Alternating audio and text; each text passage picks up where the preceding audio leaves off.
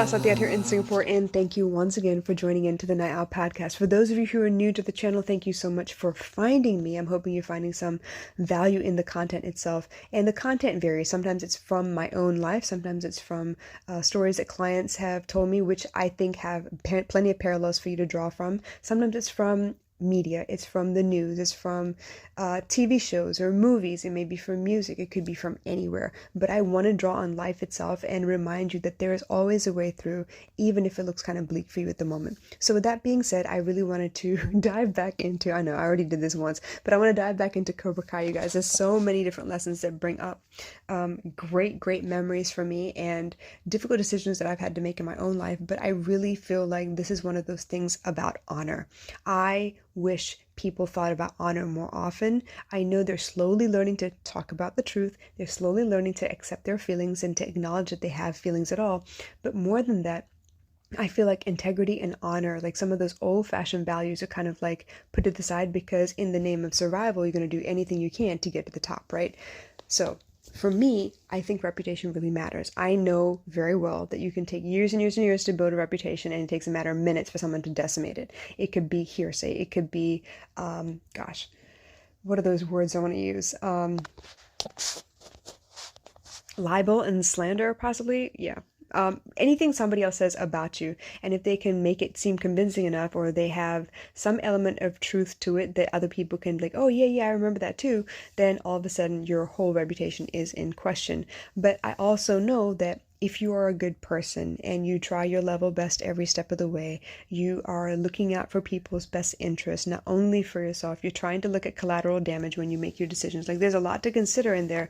But if you're really trying to make a difference rather than just make your own way, I think people can tell whether you're genuine or not. So then your reputation kind of stands the test of time a little bit longer, especially if people want to poke holes at, what it is that you're trying to accomplish. So with this being said, I want to draw on Cobra Kai as always. So there was an example there where at the end of the first season, they were at competition, and just like in the very first Karate Kid, one young man took advantage of yet another young man's injury.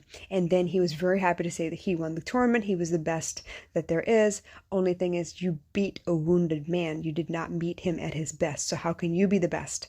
And that was the question of honor that came into the discussion itself. And while originally the teacher was like, yeah, strike first, strike hard, no mercy and everything, he realized that there was really nothing to celebrate if he beat a man who was already down on his luck. If I were to kick somebody who's already down, I can't say that I knocked him down. He was already down. So I can't really claim any of those things. I can't really say that I had anything to do with that. If I were to become the best, at spelling, maybe it's a spelling bee or something, but the former champion isn't actually in attendance that year, maybe they're no longer eligible. You have a brand new, fresh batch of people who've never actually competed before. For me to say I'm the best doesn't actually mean much. I'd have to be the best consecutively for a while before I can say I'm the best.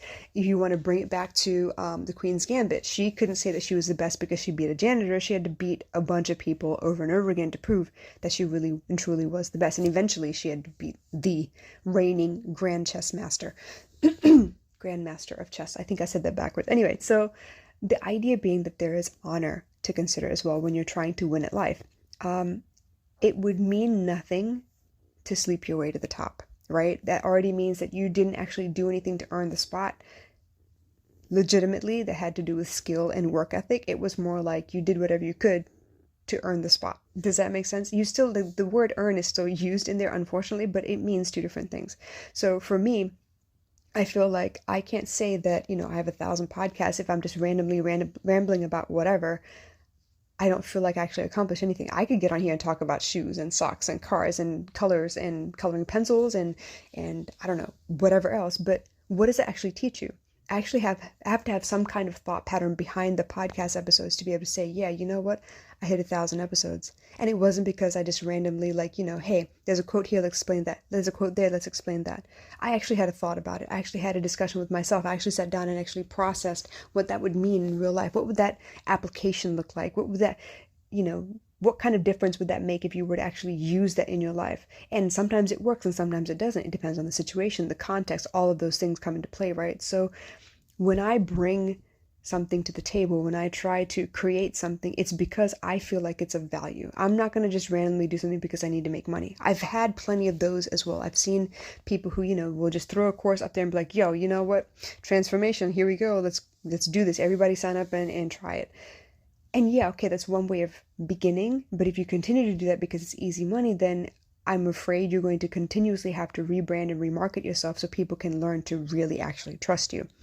For me, I feel like there's like one shot at doing things because I want to be able to put something of value. It doesn't have to be like perfect. I'm not talking about, I'm totally made up. The videos are, brilliantly color graded and shot or whatever. The background is beautiful. The lighting is perfect. Like, I'm not talking about that. I'm talking about the content itself.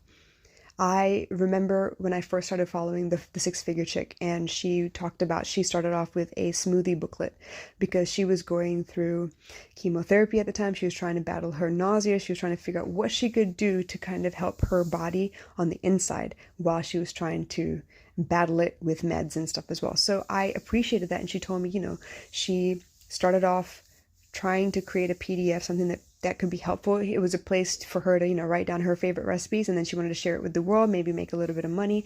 And the first version was ugly, but the content was good. And that's part of the reason I try really hard to think about what it is that I'm going to talk about before I get out there and talk. It's why I really check my energy before I get up and ramble, because I don't want to bitch and complain the whole episode. I want to be able to tell you that, hey, yeah, I had these thoughts and I was upset and I was pissed and I didn't understand, and this is my viewpoint. But given some time, I was able to settle and understand that, okay, this is probably what they're experiencing. This is probably what, is going through their mind at the time. So I have no right to judge. I have no right to sit here and point fingers or assume. I've got to be patient. I've got to be settled. I can't just run off at the mouth and then claim to be emotionally intelligent. That's not how that works. So when it comes down to it, I don't want to be the best, but I do want to be recognized for having compassion enough to teach, patience enough to teach, a little bit of awareness enough to teach, so that people also can find a way through their problems without always having to run to someone to help. I don't want to fish for you. I don't want to feed you the rest of my life. I want to be able to feed you a couple times so you feel confident, and then when you're ready, I'm going to teach you the recipe so you can do it for yourself as well. But with emotional intelligence, it's not just a regular recipe. It's not like a one size fits all. Emotional intelligence, you got to know you. And that's what I love about what I do. I want to be emotionally intelligent and teach the awareness that goes along with that. I want to be able to empower you to find solutions for yourself. And if you can't find the one you want, create something within the means that you have and just do what you got to do. I think it's really important. So when I see movies like this, when I see, people saying, oh yeah, I'm the best, I kind of look at myself a little bit and I have to check myself. No, I don't talk about, I'm the best at anything. I don't talk about I'm the number one, I'm the premier, I'm the only one in Singapore. Nah, I don't do any of that. And that's probably part of my problem because I don't talk about myself enough. But I do realize that me being able to explain what I do is probably more important than telling everybody that I'm the best. Me being able to show you that there are transformations that are possible through the work that I do is probably more effective and more meaningful than putting out 1 million products and saying, I have 1 million products, you just got to go to my store. Like, what is the point of having 1 million products if I can't even direct you to which one would fit you best? You see what I'm saying? So I think that's really important. I think it's honorable to be able to say that you beat the best because you actually beat the best. And they were at, their peak and you were at their peak, and both of you really went head to head and you were able to come out the victor. That would mean something to me. I wanted to go ahead and do 1,000 episodes because it was a goal that I knew I could reach. And I also look up to Gary Vee. So I'm looking at him like, he has like hundreds and hundreds of episodes as well. And he gives content, but he also makes sure that he goes out and he gets other people's input. He has interviews. He has questions from, from everywhere. And I really love that idea because he is always providing value. Now, I wasn't trying to compete with him by any means. I'm not even in the same league. But I did realize that him being consistent is the reason he had suddenly so much content.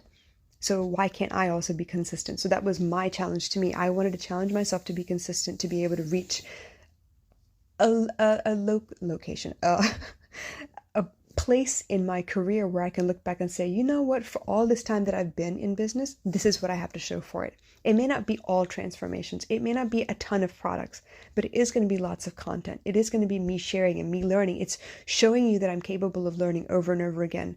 Maybe sometimes it's the same movie, but every time I watch it, it's a different meaning. It's a different, a different lesson that I get from it. It's a different layer that I peel back. But the point being that I am challenging myself. I am beating me, the best version of me yesterday. And I feel like that also has some honor in it. So here I am talking about honor. Here I am feeling pretty good about the fact that I was able to hit a certain level because I pushed myself. I made sure that I got there. And here I am looking at 2021 like, oh my God, what do I aim for now? I have no idea. So I'm kind of letting it come to me. I'm kind of not forcing it right now. It's only the first week of January, so I got time, I think. And if you have any questions or concerns, as always, drop me a line, hit me up, let me know. And yeah, I look forward to hearing from you guys. Bye.